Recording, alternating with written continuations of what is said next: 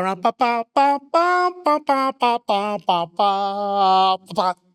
am here again on your screen. Another movie review. Ah, went on Netflix and decided to check out one movie that I ran into. And it's an emotional one for me, but I will just have to say the best I can say on this review. Before I even begin, let me just say to all those who were behind this movie, I give you the kudos. You did a great job.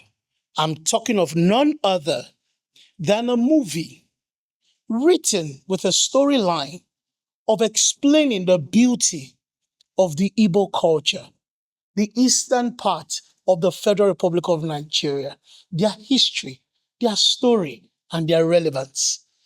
Big ups and kudos to the director, the producer, the screenplay, the scriptwriter, the story, all of them, everybody, bringing the whole elements together to bring out one of the best to ever come out representing and celebrating the Igbo culture.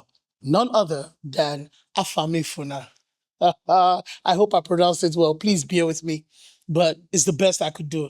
Afamefuna.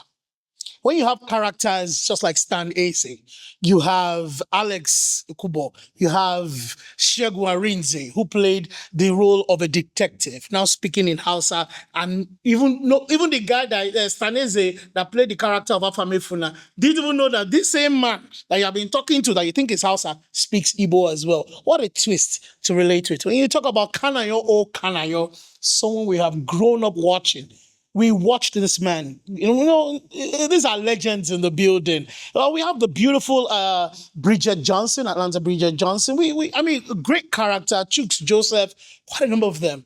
And this is a story of a boy who came from the village. And the mother brought him in to hand him over to a man who would teach him the trade. And that's how the culture has been in the Igbo land. You bring in somebody from the village, hand him over or hand her over to someone who would train, raise, and teach them in the area of trading. Not even just school. In fact, that trading is the school, not university. It's a real school. And you can't count how many successful businessmen there are today that their life story is exactly how it's been described in Afamefuna. It's just beautiful. I love the role that Kanaya played. Big ups to you, sir.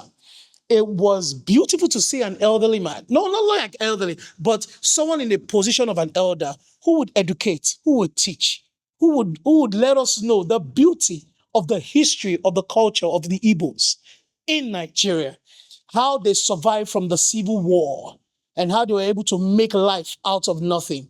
And if you want to talk about the region that handles commerce, economics, finance very well in Nigeria, you can't help but give it to the eastern part of the country. Big ups to them. They are my family. In fact, where I grew up, my neighbors are from Umuahia, and I learned a little in the Igbo. So I've been attracted to the Igbo culture. I love the way they speak their language. I love the way they hold on to culture. I love the way they raise the children. So big ups to them. And Afamefuna happens to be a movie that says so. Who would have believed? Who would have believed that the same boy that they brought from the village will be the same single boy that will give away, that would solve a problem for his boss? Don't underestimate anybody.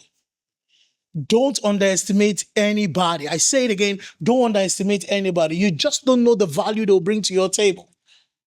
And no matter how life may be, as long as you do your part, you are good, you listen, you behave well, you're obedient, you follow instructions to those to the person who is teaching you, who is raising you, you are blessed already. You will do it.